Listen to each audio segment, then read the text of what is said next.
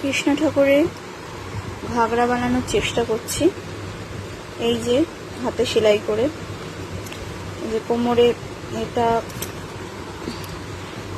এটা দিয়ে উল্টিয়ে সেলাই করব, যেরকম কোমর পট্টি বান্ধান টাইপের থাকবে। আর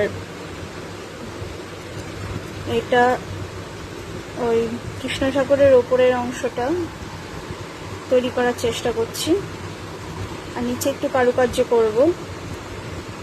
তো দেখা যাক কতদূর কি করে উঠতে পারি। চলুন বন্ধুরা। এই যে সেলাই চলছে,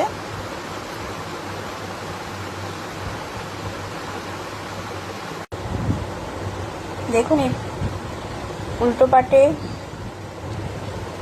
কি সুন্দর এসছে, আর এই পাটে দেখুন কি সুন্দর লাগছে। এটা ছুঁচ দিয়ে রেখেছি যাতে আপনারা রংটা বুঝতে পারেন যে এটা রান সেলাই করছি। দেখুন জামার উপরেরটা তৈরি হচ্ছে, দুপাশে ঘের বাঁধার জন্য লেসও লাগিয়ে দিয়েছি। জামার ওপরে অংশ এইখানটাতে জয়েন করেছি উল্টো পাটে। গোপুর জামা কমপ্লিট হয়েছে।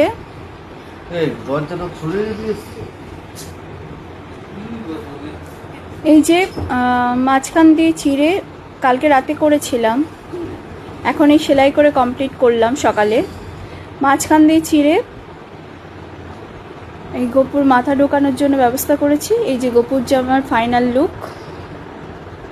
দুপাশ দিয়ে বেল টাইপেরও করে দিয়েছি পরার জন্য। গোপু হোক রাধা হোক, ছোট বাচ্চাদের জন্য এরকম টাইপের জামা।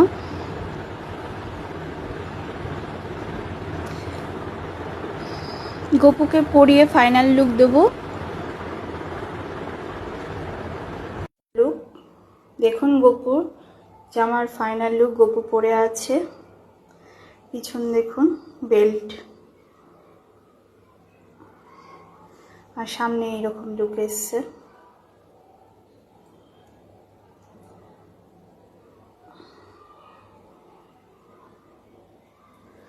এর যদি পুরো মেকিং পদ্ধতি দেখতে চান তা কমেন্ট করবেন, আমি অন্য কোনো ভিডিওতে পুরো প্রসেসটা দেখিয়ে দেবো।